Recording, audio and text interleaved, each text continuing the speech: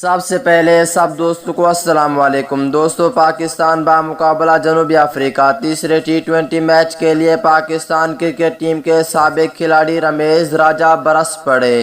بڑے کھلاڑیوں کو باہر کر دیا۔ تیسرے ٹی20 میچ کے لیے پاکستان کرکٹ ٹیم میں بڑی تبدیلیاں کر ڈالیں، کون سے نئے کھلاڑیوں کو شامل کریں اور کون سے کھلاڑیوں کو باہر کریں، آئیے اس ویڈیو کے اندر آپ دوستوں کو مکمل تفصیل سے پاکستان کرکٹ ٹیم کی وہ تبدیلیاں بتانے والی ہیں جو کہ دوستوں پاکستان ٹیم کے سابق کھلاڑی رمیز راجہ نے بتائی ہیں۔ تو دوستو، اس سے پہلے اگر آپ پاکستان کرکٹ ٹیم کے سچے اور پکے فینز ہیں تو اس ویڈیو کو لائک کریں، چینل کو سبسکرائب کریں،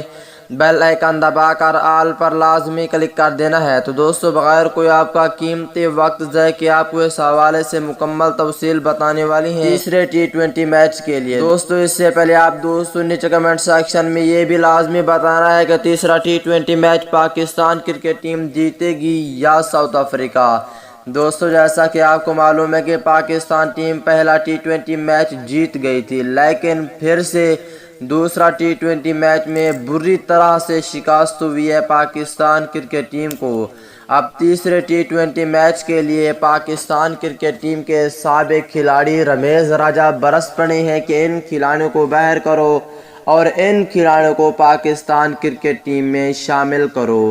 آئیے اس ویڈیو کے اندر آپ دوستوں کو وہ کھلاڑی بتانے والا ہوں۔ دوستو، ان کھلاڑیوں میں اگر پہلے نمبر کی بات کر لیتے ہیں، دوستو رمیز راجہ نے کہا ہے کہ پاکستان ٹیم کے وکٹ کیپر اور اوپنر محمد رضوان کو پاکستان ٹیم سے باہر کر کے اس کی جگہ پاکستان ٹیم کے سابق کپتان سرفراز احمد بہت ہی اچھی وکٹ کیپرنگ بھی کر لیتے ہیں اور بیٹنگ بھی اچھی کرتے ہیں، ان کو پاکستان ٹیم میں شامل کرنا چاہیے۔